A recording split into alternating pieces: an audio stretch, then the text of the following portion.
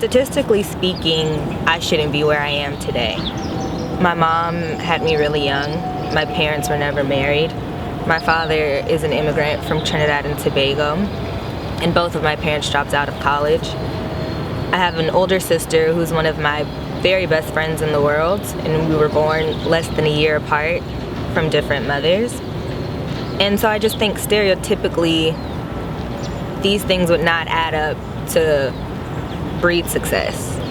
Yet and still I've overcome all of that, and I have a beautiful story. At 24 years old, I have visited every continent at this point except for Africa and Antarctica. I went to one of the best universities in the world, UC Berkeley.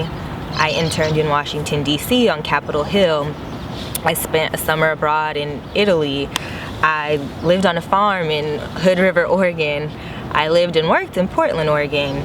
And I've just been blessed with a plethora of opportunities and experiences that most people my age, most people from my background could never even imagine.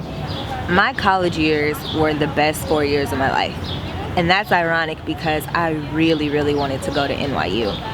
And when I didn't get accepted, one, my ego was bruised because I had a 4.1 GPA when I graduated. So how could you not accept me is, what was going through my head.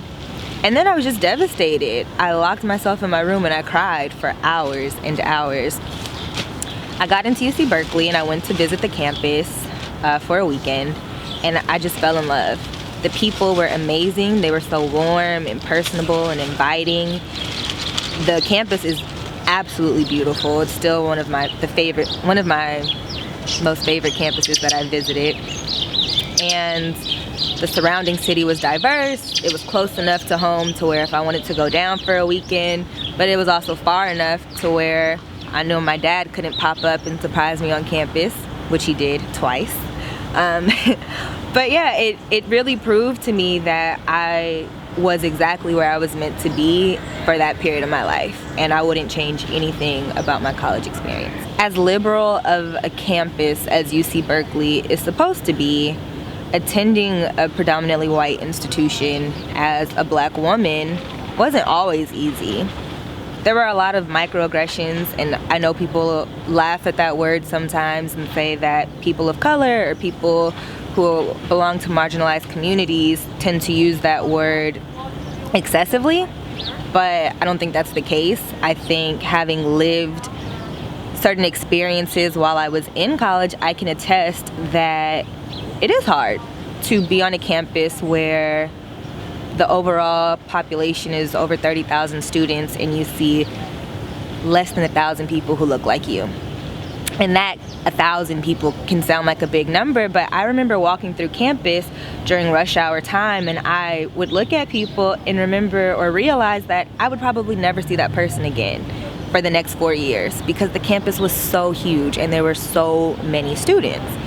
So to be in a class and have to speak for your entire race, it felt like sometimes there's a lot of pressure for that. I would get applauses sometimes when I would speak, and I know I wasn't saying anything profound, but I was sharing my experience, and because people were so far removed from my experience, if I would dispel a stereotype that they had of me or had of black women or black people, it was like groundbreaking or earth-shattering, and it shouldn't be like that. You shouldn't feel revered or anything when you just feel like you're speaking your truth or speaking the truth of people who have had experiences like you.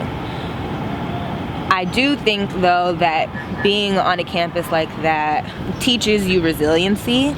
You learn to really find community and find a home. I had to find a home on campus, and you find people who are really in your corner and who will really back you and support you. And I think that is one of the things that I found was so beautiful about my experience, is that you meet people who are willing to really go to bat for you regardless of the situation, regardless of what it is you're faced with, and that's how you can really find true friends or know who your true friends or allies are. So I graduated in 4 years, and then it was time to face the real world.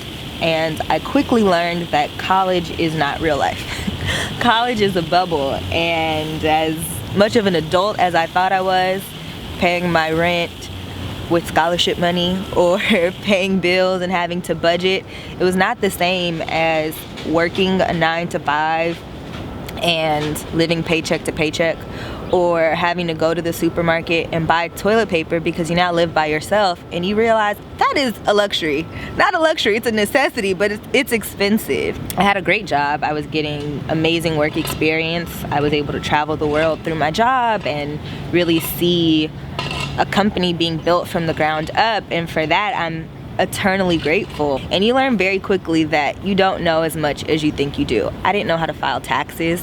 I didn't know a lot of the things that are just integral to everyday life and life as an adult. And I've learned over the past couple of years that there is a plan at work that is much bigger than anything we could think or put on paper or imagine for ourselves. And I've had to really rely on my faith and recognize that I may have certain goals that I want to reach, and God might have something completely different planned for me. And ultimately, you have to learn to just really take the opportunities as they come and have faith and confidence in the fact that that plan or that opportunity will be the best for you. And that's what I've learned, and that's why I'm so happy to be where I am now.